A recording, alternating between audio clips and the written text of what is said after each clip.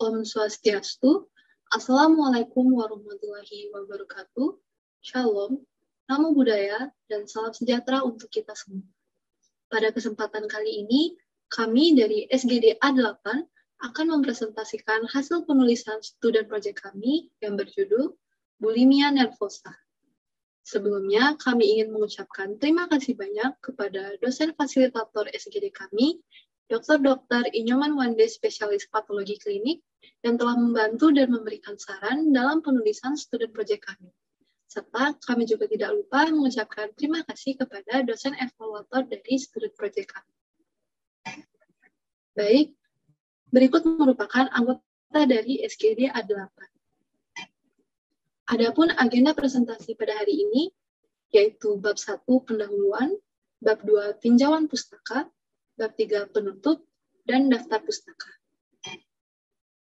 Baik, presentasi akan dimulai dari bab 1 pendahuluan. Slide selanjutnya. Baik, terima kasih atas waktunya. Sebelumnya perkenalkan, saya Giri Puspa Devianti dengan NIM 200211030. Izinkan saya untuk memulai presentasi bab 1 pendahuluan. Latar belakang, gangguan makan adalah gangguan mental serius yang bermanifestasi dalam cara diagnostik yang berbeda, seperti anoreksia nervosa dan bulimia nervosa. Kriteria diagnostik yang sehubungan dengan karakteristik perilaku dan psikologis yang melibatkan pembatasan asupan makan yang mengakibatkan berat badan rendah dan ketakutan yang intens.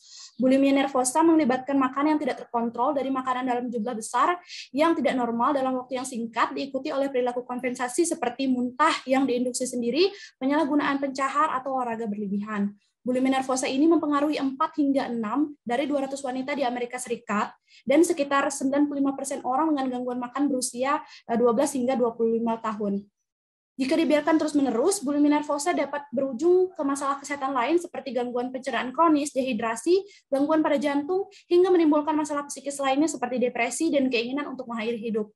Oleh karena itu, kami memiliki ketertarikan untuk membuat tulisan mengenai bulimia nervosa ini. Sekian dari saya, untuk presentasi selanjutnya akan dilanjutkan oleh rekan saya. Terima kasih. Baik, selanjutnya perkenalkan saya Nikola Sendiri kami dulu dengan 3 digit yang terakhir 053. Jadi di sini saya akan melanjutkan untuk membahas mengenai rumusan masalahnya. Berikut merupakan beberapa rumusan masalah mengenai bulimia nervosa. Jadi yang pertama yaitu apakah yang dimaksud dengan bulimia nervosa. Kemudian yang kedua itu bagaimana etiologi bulimia nervosa. Kemudian yang ketiga bagaimana gejala klinis bulimia nervosa. Kemudian yang keempat bagaimana dampak bulimia nervosa. Kemudian yang kelima, bagaimana pencegahan bulimia nervosa, dan juga yang keenam itu bagaimana penerapaannya. Kemudian tujuannya yaitu untuk mengetahui gambaran umum bulimia nervosa, kemudian untuk mengetahui etiologi bulimia nervosa, kemudian untuk mengetahui gejala klinisnya, kemudian mengetahui dampak dari bulimia nervosa, kemudian mengetahui cara pencegahan bulimia nervosa dan juga mengetahui penata laksanaan dari bulimia nervosa. Dan untuk manfaatnya yaitu yang pertama sebagai sumber pengetahuan yang dapat dimanfaatkan oleh pembaca mengenai bulimia nervosa. Kemudian yang kedua itu sebagai kajian penulis yang bisa dijadikan referensi penelitian bulimia nervosa. Baik. Sekian yang bisa saya sampaikan, akan dilanjutkan dalam penjelasan. Terima kasih. Baik, perkenalkan nama saya Gede Agus Haliang dengan NIM 200251123. Di sini saya akan menjelaskan definisi dari bulimia nervosa. Oke. Bulimia nervosa itu merupakan sebuah gangguan pola makan yang ditandai dengan memakan sesuatu secara lebihan atau berulang-ulang kali. Nah, dari permasalahan tersebut kemudian diikuti dengan keinginan memuntahkan makanan paksa secara kembali terus-menerus. Nah, biasanya penderita bulimia nervosa akan menyebabkan berbagai macam masalah psikologi dan fisik yang serius pada penderita. Biasanya bulimia nervosa itu lebih banyak terjadi pada wanita. Next.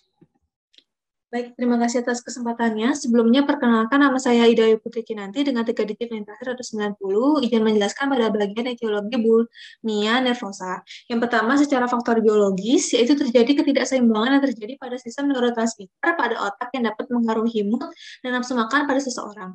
Hal lainnya dapat dilihat pada pengaruh genetik dari keluarga yang mengalami bulimia nervosa yang serupa. Lalu terdapat hormon seks yang mempengaruhi nafsu makan, khususnya pada perempuan yang ditandai dengan hyperandrogenisme dan polycystic ovary syndrome. Lalu juga ada faktor sosial di mana paparan budaya barat mengenai tubuh langsing bagi wanita merupakan hal yang penting dalam peningkatan kasus gangguan masalah makan di dunia menurut jurnal Ricani et al. 2019. Lalu secara khusus anak perempuan akan mengikuti tren dan mempelajari perilaku teman sebayanya seperti pentingnya perilaku diet dan menjadi ideal dengan melalui percakapan secara ejekan dan juga komentar negatif. Lalu ada juga ketidakpuasan antar pasangan yang merupakan peran penting dalam perkembangan gangguan makan melalui dorongan untuk menurunkan berat badan dan komentar negatif. Sekian dari saya, selanjutnya akan dilanjutkan oleh teman saya. Terima kasih. Perkenalkan, nama saya Gede Malakara dengan NIM 2002511073. Pada kesempatan kali ini, saya akan menjelaskan pada poin 2.2.3, yaitu faktor psikologis. Nah, jadi risiko terjangkitnya bulimia nervosa ini akan mengalami peningkatan jika seseorang mengalami gangguan emosional dan psikologis. Nah, ada pun beberapa faktor dari psikologis ini. Yang pertama, dari segi depresi.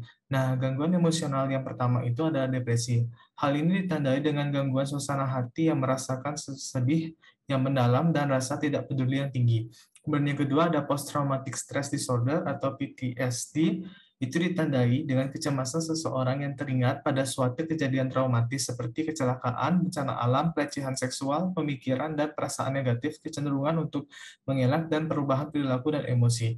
Kemudian yang ketiga itu ada obsessive compulsive disorder atau OCD. Nah, jadi bagi penderita OCD ini sudah mengetahui bahwa pikiran dan tindakannya tersebut sangat dilakukan secara berlebihan, tetapi mereka tetap ingin untuk tetap melakukannya. Mungkin sekian yang dapat saya sampaikan. Untuk waktu dan tempat saya kembalikan kepada rekan saya. Terima kasih. Baik, sebelumnya perkenalkan nama saya Made Paulina Sastra dengan 3 digit yang terakhir 201. Saya akan melanjutkan presentasi mengenai gejala klinis bulimia nervosa. Gambaran gejala klinis pada pasien bulimia nervosa dalam sebuah tinjauan sistem menunjukkan adanya sakit pada tenggorokan, sakit kepala, menstruasi yang tidak teratur, sembelit, kembung, kelelahan, sakit perut, dan juga kelesuan. Adapun komplikasi medis yang terjadi pada bulimia nervosa, diantaranya pada kulit, komplikasi medis yang ditemukan yaitu tanda Russell atau Russell sign. Kemudian pada gigi dan mulut, manifestasi yang umum terjadi adalah erosi gigi. Pada kepala, telinga, hidung dan tenggorokan, adanya risiko pendarahan subkonjungtiva, faringitis, batuk, dan sulit menelan. Kemudian pada kelenjar parotis terjadinya hipertrofi kelenjar parotis atau sialadenosis. Baik, sekian dari saya, dilanjutkan oleh teman saya. Terima kasih. Baik, perkenalkan nama saya Sapardian Depa dengan 3 digit NIM terakhir 117.